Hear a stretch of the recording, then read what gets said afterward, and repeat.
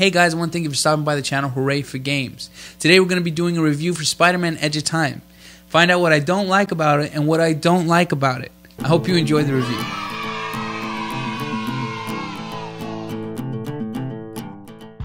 Alright guys, welcome to Hooray for Games. Today we're going to be reviewing Spider-Man Edge of Time. Spider-Man Edge of Time was a game that I was looking forward to. The teasers definitely were exciting, definitely looked fun, definitely looked awesome. Haven't played many superhero games, but having heard of the terrible rumors regarding them, I definitely thought this game would be different. Unfortunately, the teasers were pretty much the most that this game could show.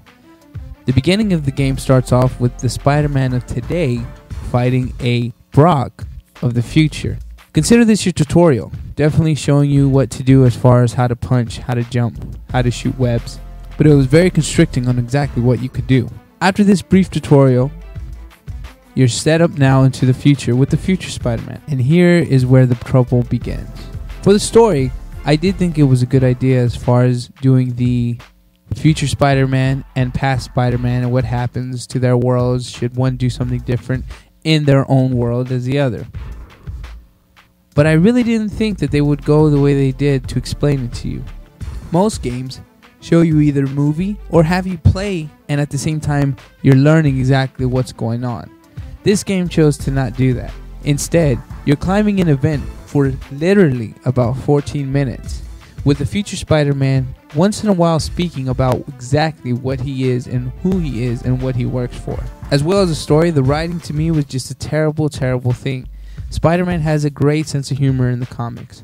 Even in the movies, there's certain things where you can kind of chuckle at.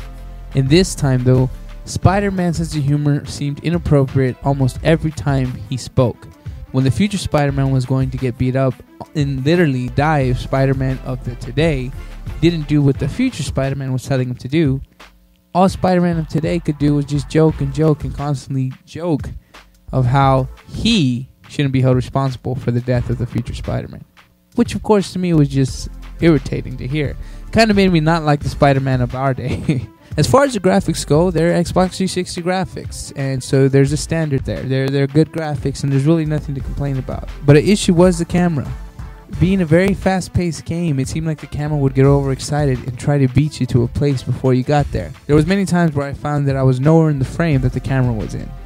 Another thing about this game was it does leveling up, something I did not really enjoy.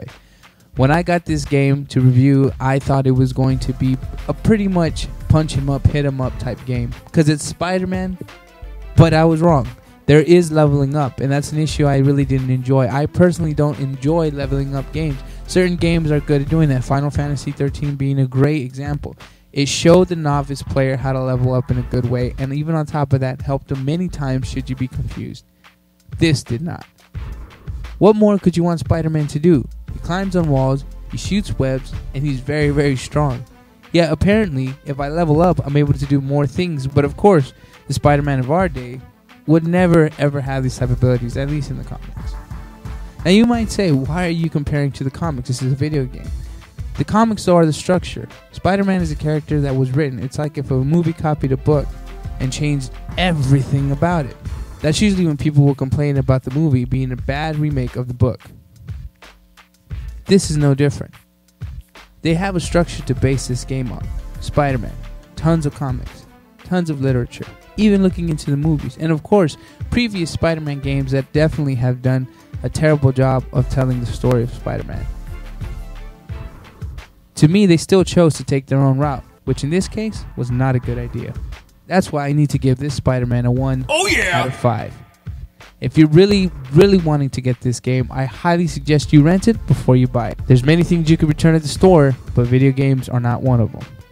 Thanks for listening to the review. I hope you enjoyed it, and don't forget to go to a previous video of NBA 2K12 giveaway, where you're able to win a brand new NBA 2K12 game of your choice for your system. All you have to do is subscribe, like the video, and type in the comments, I want NBA 2K12. Thanks again for listening, and God bless.